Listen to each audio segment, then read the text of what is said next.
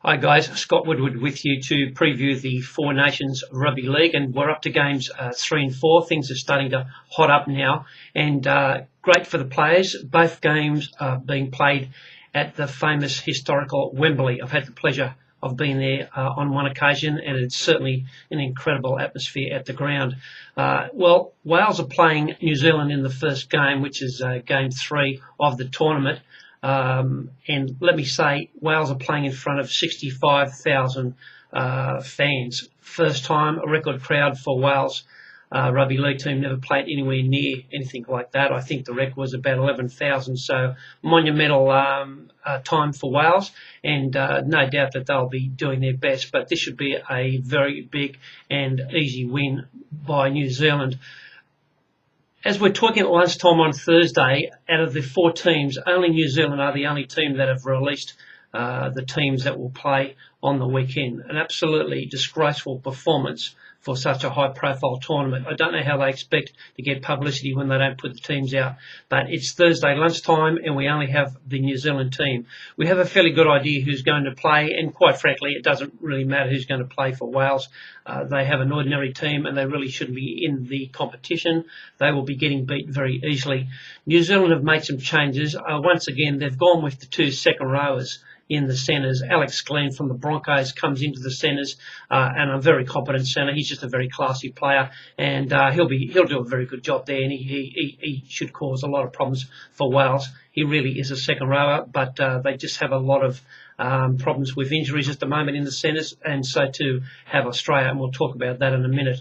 One of the big changes, Thomas Lulahai, better known as a halfback, will play hooker for New Zealand. Once again, he's a classy player, and he has got some organisational skills. Something has been lacking in the New Zealand team.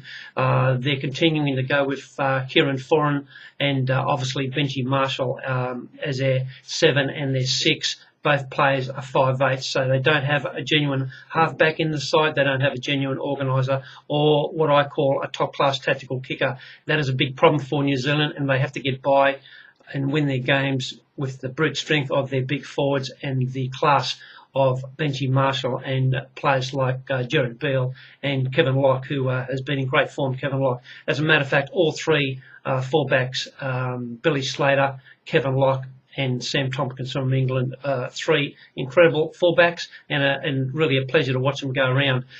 So look, Isaac Luke has been stood down for this game, which is probably not a bad idea given what happened last week. So he won't be playing in this game, but New Zealand welcome back Adam Blair, and he will give them a lot of experience, a lot of grunt in the forward pack. It's an outstanding back row. If you look at the New Zealand back row, we're talking about Sika Manu, Adam Blair, and Jeremy Smith. All have a history at the Melbourne Storm, and that is an outstanding back row. Ben Madalino was outstanding last week, getting a lot of second phase play. He's going to be a big problem next week when the big games start to hot up.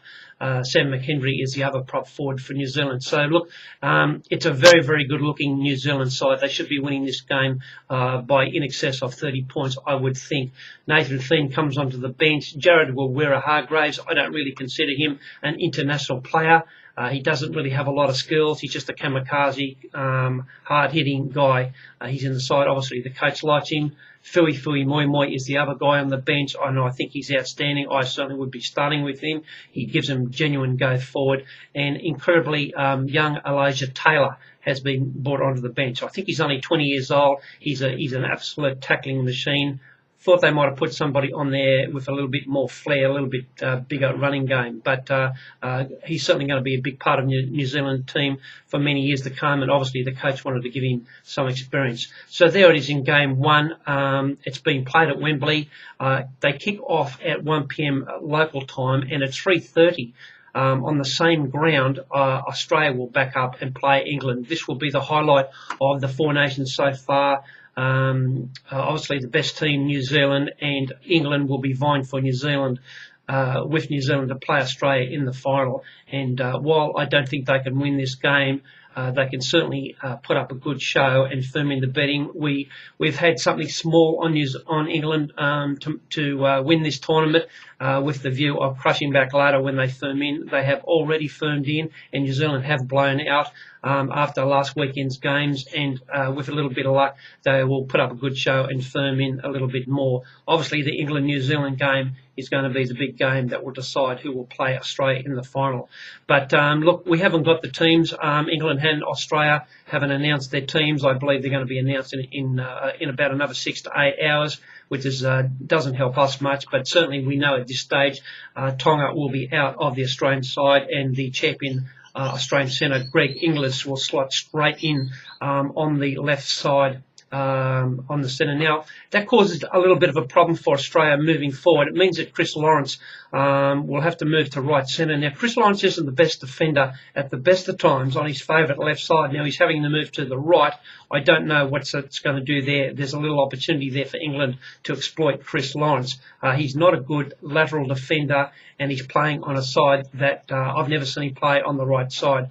But obviously the coach is very well aware of that, and he'll obviously get a lot of help from his teammates. But a little opportunity there for England to exploit Chris Lawrence in the centre, I would think.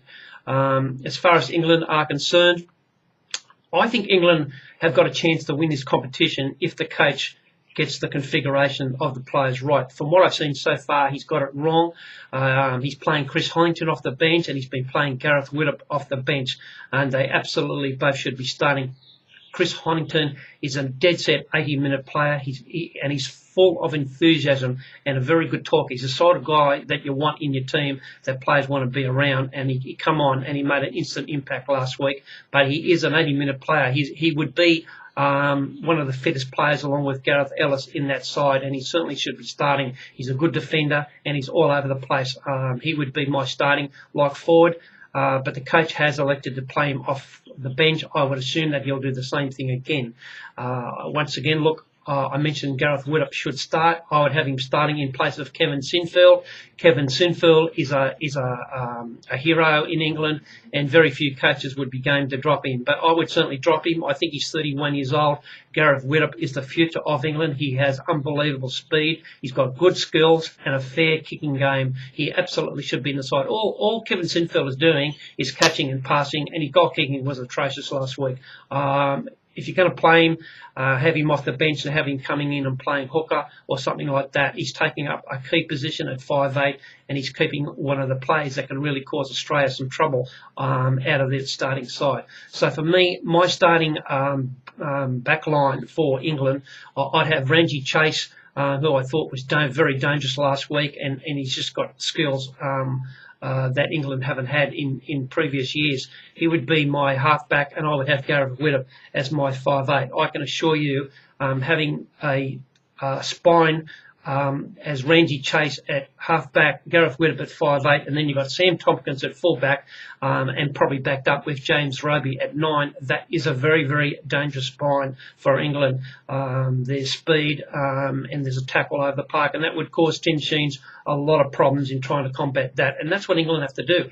They have to cause Australia some problems. If they keep going with their old tried and tested players, in particularly Kevin Sinfield, he's been there for 100 years against Australia, never got cited. England have continued to get beaten every time he's played there. He's a great club player, but when it comes to playing for England against Australia, Kevin Sinfield just doesn't cut it. And you've got a genuine superstar here in Gareth Widdop. Probably little superstar is a little bit early at this stage, but I think he certainly can develop into one. I have a wonderful opinion of him, and of course Ranji Chase is the England man of steel, so we know how good he is going and what sort of form he's in. And so for me, that's England's chance. I really want to see them get more game time and see what they can do against this powerful Australian side. And as far as Australia are concerned, they've been winning games very easily and making a lot of mistakes, and the mind boggles what will happen if they get their act together. Billy Slater has just been named as the best player in the world, and I would go along with that. If you're not going to give it to him, you'd give it to his teammate Smith, or you'd give it to Thurston. Any one of those three I wouldn't have a problem with. So that's fine. They've got it wrong in past years. They've got it pretty right this year, I think. But for me, Australia very much on top. We'll continue to shorten in. We've backed them at $1.30. Sorry, we've backed them at $1.40 in the competition. They've now firmed in 10 points, and I think they'll continue to firm. I can't see any one of these teams getting anywhere near them, and I expect them to go through undefeated. This is an outstanding Australian side, and I think to go forward, they have it in up front, the back row they have, and the back line. The spine is just the greatest spine ever to play rugby league in the history of the game, as far as I'm concerned. And I expect Australia to strut their stuff and win this game pretty easily. But I also will be disappointed if I don't see a good performance by England. I have a high regard for them. I think they have a great forward pack, and if they play the players that I think they should play, I think they can cause Australia at least some concerns, a little bit like New Zealand did last week. But the big thing for us is going to be what happens next week. From a betting point of view, there's not a lot of value for us this week. We'll be looking at the line on Friday and get something to members on our Friday email, along with reports on the other sports, the EPL, the tennis, the cricket, and obviously the big meeting at Flemington on Saturday. So look forward to that. Don't forget to go to your website and have a look at the website, www.championprofits.com. It's all there for you. We're there to help you. Hope you back a winner, and I'll talk to you soon. Cheers.